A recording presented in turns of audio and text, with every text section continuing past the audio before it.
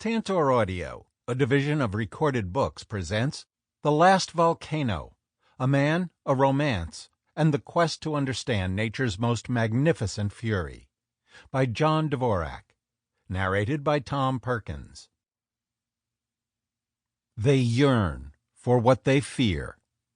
Dante, the Inferno. Prologue. A city has perished. In the spring of 1902, in the tranquil light of a tropical sunset, a ship, seemingly without purpose or crew, drifted into Castries harbor on the small Caribbean island of St. Lucia. The masts and rigging were smashed, the normally crisp white sheets and awnings were hanging loose, torn and burned. A rescue party was organized, and several of St. Lucia's leading citizens were rowed out in a large boat to investigate. One of the investigators was Charles Dennehy, the British colonial surgeon on St. Lucia. As Dennehy later told the story, as soon as he stood on deck, all sense of reality gave way. The entire ship was blanketed with a thick layer of fine gray ash. In places the ash had formed into drifts, and beneath those drifts, as Dennehy and the others soon discovered, were the bodies of dead men. 4 dead bodies were found on the afterdeck, 5 more forward. Each one was in a highly contorted state, arms and legs at odd angles, an indication that each man had died in great agony. The faces of the poor victims had all but disappeared, scorched away by intense heat. Only a few patches of flesh and hair still clung to the skulls, making the men unidentifiable. The body of one man was found intact, his position so natural that at first Dennehy thought the man must be asleep. He would later be identified as the chief engineer. He was found sitting in a chair next to the engine room, his head tilted to one side, his hands resting naturally on his lap. As Dennehy continued to search, he heard faint noises coming from below. He descended a ladder and entered a dark room. Inside were a dozen men still alive. Some were lying on bunks, others were leaning against walls. The head and clothes of each one were covered with the same fine ash that blanketed the ship. Most of the men were silent. A few gave out pitiful groans. As Dennehy began to examine the nearest man, another one rose and approached him, moving slowly, as Dennehy recalled, as if suddenly struck by the feebleness of old age. "You don't know me?" the man asked. Dennehy studied the figure. The face was blackened and blistered. The arms and hands were bloodied and swollen to 3 times their normal size. The man repeated the question. This time Dennehy recognized the voice. "Captain Freeman, what has happened? Where have you come from?" "From the gates of hell," he replied. Captain Edward Freeman, 4 years in command of the Roddam, a steamship that regularly carried cargo and passengers between London and the Caribbean, had left St. Lucia the previous night. He had sailed his ship through a raging storm, wishing several times he had never left. But Freeman was anxious to know what had happened on Martinique. 4 days earlier in Barbados, he heard that the volcano on Martinique, Mount Pelee, was erupting. 2 days later in St. Lucia, he was told that an earthquake beneath Martinique had severed an undersea cable, ending all communication with the island. By morning, the weather had cleared and Martinique was in sight. Freeman could see the island's main city, St. Pierre, stretched out for 2 miles along the coastline. 26,000 people lived in St. Pierre. Another 160,000 lived elsewhere on the small island. And behind the city loomed Mount Pelee, a plume of light gray ash rising from the summit. The eruption had started the previous month, the volcano spewing ash into the air. By May 8th, the day the Roddam arrived, several inches of the powdery material had fallen over St. Pierre, giving the normally festive city an oppressive look. A dozen ships were in port. Each one was tied to a buoy and floating near shore. Freeman recognized the grappler of the West Indian and Panama Telegraph Company, where his brother-in-law served as third mate. The grappler's crew was already awake and setting out equipment, probably preparing to find and repair the severed undersea cable. Later, when asked why he had entered the port if a plume of ash was rising from the volcano, Freeman would answer that he had seen other ships. "An indication," he explained, "that it was safe, as they would know the situation better than I would." He saw the harbor-master on shore signaling to him with flags to anchor at the south end of the city. He stopped the Roddam a few hundred yards from shore, then ordered the crew to secure the ship to a nearby buoy with an iron chain. From this close vantage point he again studied the city. "How pretty and gay St. Pierre managed to look in spite of ash," he would remember. The cathedral glistened in the morning sun. Then from the towers came the sounds of bells calling the faithful to morning mass. Freeman could see people hurrying between shops. Others were hanging colorful flags and banners between large buildings and across main streets. It was Ascension Day, and the people of St. Pierre were preparing their city for a celebration. Normally, he would have ordered the cargo unloaded immediately, but because it was a holiday, he decided he would let his crew rest and remain at St. Pierre one day. An hour after the Roddam arrived, the ship's agent, a Mr. Plissoneau, came alongside in a small boat.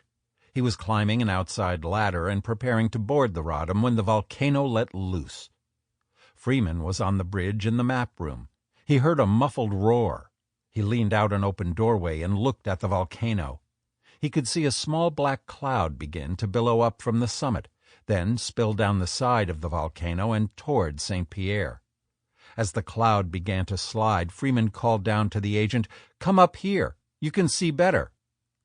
In silence, the two men watched as the black cloud approached, holding close to the ground, Freeman describing it as an awful thing, a fascinating thing. The front of the cloud was crossed with short bursts of lightning. Occasionally, red glowing rocks were thrown out in front of it. Freeman felt no disturbance in the air.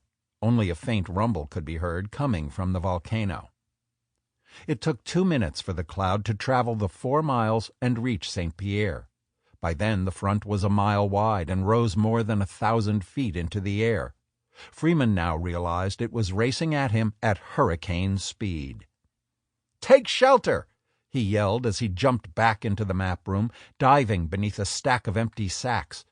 Within seconds the cloud hit the water. As it did, it caused the sea to well up and roll the Roddam far over, almost capsizing it. Then the cloud swept over the ship. The force was so great that the iron chain that held the ship to the buoy snapped. Now adrift, the Roddam was bobbing in a wild and turbulent sea. Then a shower of red-hot ash and cinders began to fall, blocking all sunlight and engulfing the Roddam in darkness.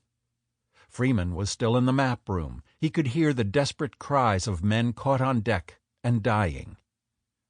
They were weird, inhuman sounds, he would remember, like the crying of seabirds in distress. The hot ash quickly penetrated his hiding place, the intense heat searing his body. "You can imagine what it was like," he later told those who were anxious to hear his tale, "if you think of going to a blacksmith's forge and take up handfuls of red glowing dust and rub it over your hands and face." Unable to endure the pain, and knowing he had to get his ship away fast, Freeman ran out on deck. Men were dying everywhere. Some were on fire and jumping overboard. Others were already dead, their bodies burned beyond recognition. The entire ship was in flames, ignited by the fall of hot ash. Within minutes, a foot of red incandescent material covered the deck. As Freeman hurried to see who might be saved, his feet slid into pockets of deep ash, burning away his boots. The pain was unbelievable. The suffocation was worse. With each desperate gasp, he gulped down another mass of hot ash, burning his throat and filling his lungs. All the while he was thinking, "My God, how long is this going to take to kill me?" After several minutes, the air did begin to clear, and Freeman could again see St. Pierre. The city was a blazing inferno, the framework of stone buildings standing out like dark skeletons. The volcano was also visible. From the summit spurted a giant fountain, thousands of feet high, of red and orange cinders, the fountain slowly waving side to side. And above the fountain was a colossal tower of black smoke. It was a hellish spectacle that Freeman thought must resemble the Day of Judgment. It was also, as he would later admit, strangely magnificent. Unbelievable horrors were all around him. Freeman could see hundreds of people running wildly along the shoreline, flames clinging to them, the poor souls looking like effigies which had been set alight. Some headed to the sea. Freeman was close enough to hear the bodies sizzle when they entered the water. Fortunately, the ship's engineer was in the engine room and still alive. Freeman ordered him to start the engines immediately. Freeman then tried to steer the Roddam away from shore, but the ship would not turn. For 2 hours, he and the few members of his crew still alive struggled to free the ship's rudder of debris washed into the sea by the black cloud. Backward, then forward, they inched the ship until it was free. Then the Roddam, a floating furnace, headed for the open sea. Severely burned and barely able to speak, Freeman took the wheel. His hands were raw and bloody, and so he used his elbows to steer. A crew member stood next to him to wipe blood and sweat from his face. The Roddam passed close to the only other ship still afloat, the Roraima. Freeman could see a few people on the Roraima, itself a burning wreck, waving frantically at him, but it was in vain, for there was nothing he could do. He watched as 2 men on the Roraima jumped overboard and tried to swim for the Roddam. He lost sight of them as they were pulled under by a muddy and agitated sea. Away from St. Pierre, the Roddam caught a current and drifted south. After 8 hours, just before sundown, the ship entered the harbor at St. Lucia.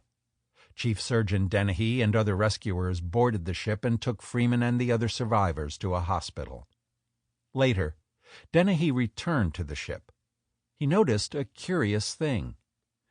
Sometime soon after the Roddam had arrived at St. Pierre, someone had stacked cases of safety matches on deck, readying them for landing. Throughout the ordeal, the matches had failed to light, maintaining a reputation, as stated on each case, to light only on the box. The story of the Roddam and the heroic actions of its captain appeared in newspapers 2 days after the eruption. That was followed by a barrage of newspaper stories that told of other survivors and of the deaths of tens of thousands.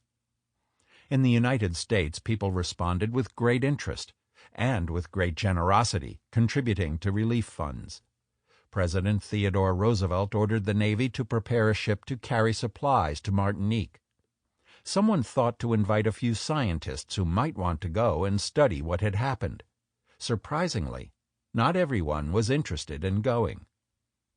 Nathaniel Shaler of Harvard University, who in an interview for the New York Times was called the country's foremost authority on volcanoes, said that the recent eruption of Mount Pelee had been tragic, but from the standpoint of science was of little interest. "A really important eruption," said Shaler, who was then Dean of Science at Harvard, "should be heard fully 2,000 miles away." He was, of course, referring to the recent eruption of Krakatoa in Indonesia. One of the largest volcanic explosions in history, on August 27, 1883, Krakatoa had sent out a series of audible shocks that were heard across southeastern Asia and northern Australia, and far out into the Indian Ocean. The explosions also produced giant sea waves that swamped shorelines, drowning thousands of people. In fact, the explosion had been so violent and had thrown so much ash into the air that sunrises and sunsets around the world were turned a deep red for many months. By comparison, as Shaler pointed out, the 1902 explosion of Mount Pelee had been heard no farther than 200 miles and had not produced any significant sea waves, and ash did not fall farther than a few hundred miles from the volcano. Furthermore, according to Shaler, the reports coming from the Caribbean were almost certainly exaggerated, a product of an unbridled press anxious to sensationalize any news story. The sudden and complete destruction of an entire city and the deaths of all its inhabitants could not have been possible from such a small eruption. The distinguished Harvard professor did admit that one thing might be learned if a scientific team was sent to Martinique. The members of the team could examine the bodies that did exist and determine whether they had died by inhaling poisonous volcanic gas or by being suffocated by volcanic ash. But other than that, there would be little for them to do. And, as Shaler told the interviewer, he was certainly not interested in going. 4 scientists were found who were willing to join the relief ship, though they too, on the eve of their departure, expressed concerns about the accuracy of the newspaper accounts and the scientific importance of the eruption. Then a 5th man appeared. He was Thomas Jaggar, an instructor of geology at Harvard. At first he too had discounted the importance of the eruption, but then after reading of the ordeal of Captain Freeman, he decided to go. A week later, Jaggar was standing among the ruins of St. Pierre, shocked by what he saw. The newspaper reports had been devastatingly correct. The entire city had been swept away, and bodies were everywhere. Nothing like this had ever been reported, and it had happened in just a few minutes. When he returned to Harvard, he was decided he would devote his life to a study of volcanoes because, as he told a colleague, it was a missionary field, for in it people were being killed. And so began 50 years of travel to eruptions in Italy, Alaska, Japan, Central America, and the Hawaiian Islands. In 1912, he gave up a comfortable life and secure job in Boston and started a small science station on the rim of Kilauea volcano on the island of Hawaii, drawn to Kilauea because of a rare lake of molten lava. Here he developed the techniques used today to predict eruptions: the collection of volcanic gases, the recording of earthquakes, and the measurement of a slight rise or fall of the ground surface as molten lava moves inside a volcano. He also learned how to predict tsunamis and was the first person to warn of an approaching wave. He built the first practical amphibious vehicle and used it to explore volcanic islands, his design later adapted by the United States military during the Second World War for beach landing craft. All in all, he led a highly accomplished life, though one that is little known today. The obscurity comes from his decision to live the life of a scientific vagabond. It was a decision that ended his marriage and forced him to give up his children. He lost the professional respect of his peers. He lived much of his life in near poverty. At one point, it seemed that he would be forced to abandon his work at Kilauea when he met a woman who changed everything. She was Isabel Madewell, a widowed school teacher from California who had come to the Hawaiian Islands to restart her life, and she did, with Jaggar. Together they lived in a small house at the edge of a high cliff that looked toward the lava lake, sharing the work of the small science station started by him, she becoming an astute observer of volcanic activity. Jaggar's decision to dedicate his life to solving the mystery of volcanoes, why they erupt, and how they could be predicted and possibly controlled, was inspired by his experiences at St. Pierre. But a desire to confront the great forces of nature came much earlier. It began in the most prosaic of ways with a small boy growing up next to a large river, as far from the fiery parts of the planet as one can imagine. Chapter 1. The Bishop's Son. Rivers exert an almost mystical hold on the human psyche. Mark Twain used the Mississippi to great effect in Huckleberry Finn as a metaphor for free will. The flow of the Jordan River is thought by many to be a pathway to personal salvation. The Rubicon, a small river in northern Italy where Julius Caesar, then a Roman general, crossed with his army, thereby starting a war, is in the lexicon and means to pass a point of no return. Rare indeed is the person of a poetic mind who does not see a flowing river as a metaphor for the passage of time, or an encounter with rapids as a reminder that life is filled with perils. But to a child, a river is exactly what it seems, a place of endless fascination because it is forever changing. The river in the life of young Thomas Jaggar was the Ohio, where it passes Cincinnati. Loons and coots were still common along the riverbanks. Botany and bird life became as important to his education as geography and history. But the lasting lesson of his childhood came from the river, and was taught to him by his father, a bishop of the Episcopal Church and head of the Diocese of Southern Ohio, when young Jaggar was 13 years old. On February 5, 1884, according to a front-page story in the New York Times, "There is much anxiety tonight concerning the condition of the Ohio River." The story continued. "The Ohio River is full from Pittsburgh to Cairo and is rising from Cincinnati downward." That night a levee broke at Cincinnati and half of the city was flooded. Fortunately, the Jaggar house was spared, the floodwaters rising to within half a city block of its location. But 250,000 people were homeless. The rain continued. After another week, the Ohio River was at the highest level ever recorded. And then the situation got worse. An ice storm, unlike any known before or since, swept down the Ohio Valley and turned the already swollen river into a raging sea. Waves battered and broke down buildings. The rain changed to sleet, freezing those who were homeless and sleeping outside. Young Jaggar watched as his father was stirred to action. Bishop Jaggar organized a local relief committee and issued a nationwide plea. "The river towns and the diocese are submerged. A great disaster is upon us. We need help for the present and coming need. Please, speak for us." Today, it is all but impossible to realize how unusual and controversial such an appeal for humanitarian aid from the entire nation once was, but the United States was then more sectionalized than it is now. Many people felt that communities should provide for themselves, even after disasters. But Bishop Jaggar was a new type of clergyman, and he was preaching a new type of doctrine, one that would deeply influence his son, and that came to be known as the social gospel. Born in 1839 in New York City, the future bishop liked to tell people he was the perfect New Yorker, Puritan Long Islander on his father's side, and Dutch New Yorker on his mother's. He often repeated the story that the Jaggars of Long Island were descended from two brothers who had arrived on the Mayflower, a claim that cannot be substantiated because no complete passenger list is known to exist. What is known is that he was a direct descendant of Jeremiah Jaggar, a master of trading ships in the West Indies who arrived in New England some time before 1646. Jeremiah fought in the Pequot Wars and was one of the founders of Stamford, Connecticut. He was the first of a long line of Jaggars, each one successful in business and conservative in lifestyle, until the arrival of the first Thomas Jaggar.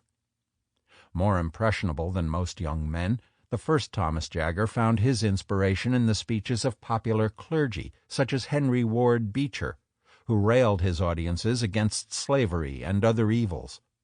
That awakened a deep sense of purpose in the young man who, on the eve of the Civil War, gave up a business career and accepted a religious calling.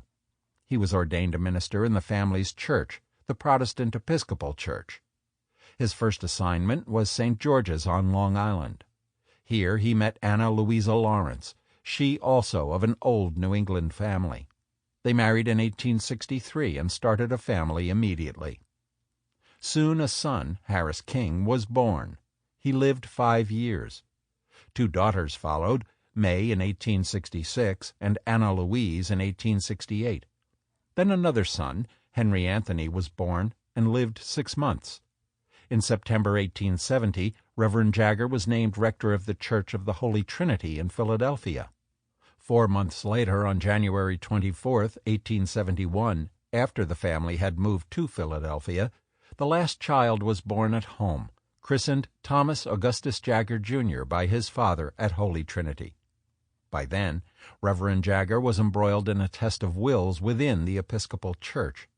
He was regarded as a low churchman, a derisive term that meant he was less concerned with spiritual matters and sacraments and more concerned with the social work the Church could perform, the so-called social gospel, and that put him at odds with Church officials. Throughout the 19th century, most clergy in the United States were preaching a doctrine of self-reliance and rugged individualism, two ideals that had served the country well during its Western expansion, and many wanted to maintain such ideals. One prominent voice was William Graham Sumner, an Episcopalian minister and a professor of political and social sciences at Yale University. On one occasion, Graham testified in front of a congressional committee, urging the members not to commit any money, public or private, for humanitarian work, saying such action would impede the natural progress of society and unfairly punished those who had worked hard and had succeeded.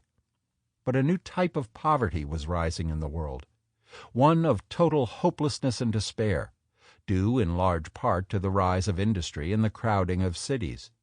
And people such as Reverend Jaggar tried to counter it. He spoke in favor of hospitals and schools built specifically for the poor. He advocated for child labor laws and mandatory attendance of children at school. But many church officials were not in favor of such reformist ideas, and so in 1874, when a new diocese was made of the southern half of Ohio and it needed a bishop, many doubted that Jaggar would be appointed to the new position. But the people of Ohio campaigned in his favor. A council of bishops met. After a week of deliberations and much politicking, and by a margin of 1 vote, the council elected Jaggar. He moved his family to Cincinnati immediately, where he would run the new diocese. Within 5 years, he doubled the number of ministers and increased the number of congregations by half. He organized auxiliaries to raise money to build hospitals and schools. His greatest triumph came in December 1883 when he opened the Hospital of the Protestant Episcopal Church, today the Children's Hospital of Cincinnati, the first such institution in the country devoted exclusively to the treatment of children.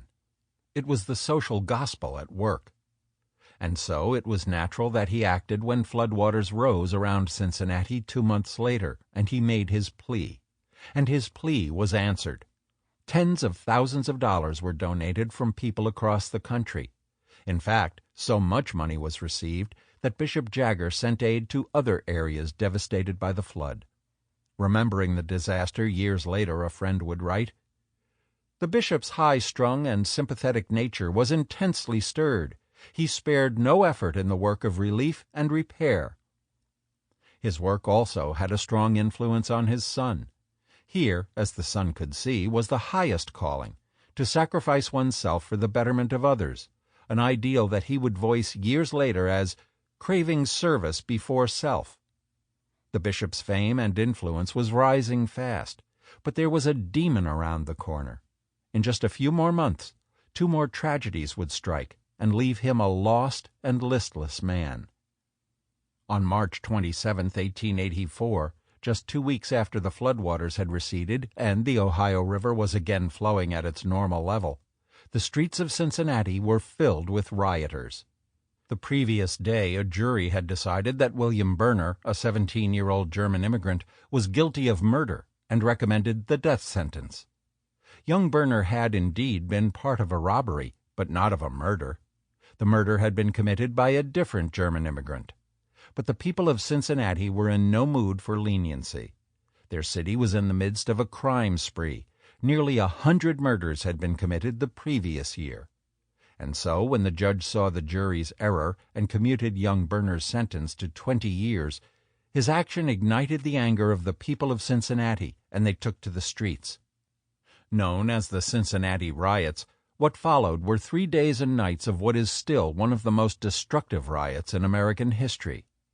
More than 20,000 people fought police who were trying to reestablish order and harassed firefighters who were trying to contain the hundreds of fires set by the rioters. After a second night of violence, the governor of Ohio sent the National Guard to restore order. The soldiers did so with bayonets and Gatling guns, killing scores and wounding hundreds. Stray bullets passed through buildings, killing innocents. Some of those bullets struck the Jaggar house. After a third night of riots, after the courthouse was burned to the ground and young Berner had been secreted out of the city, Cincinnati was quiet again. Bishop Jaggar then addressed a crowd. He said the recent unrest had been a concentrated French Revolution, and that it had cleared the political. Sample complete. Ready to continue?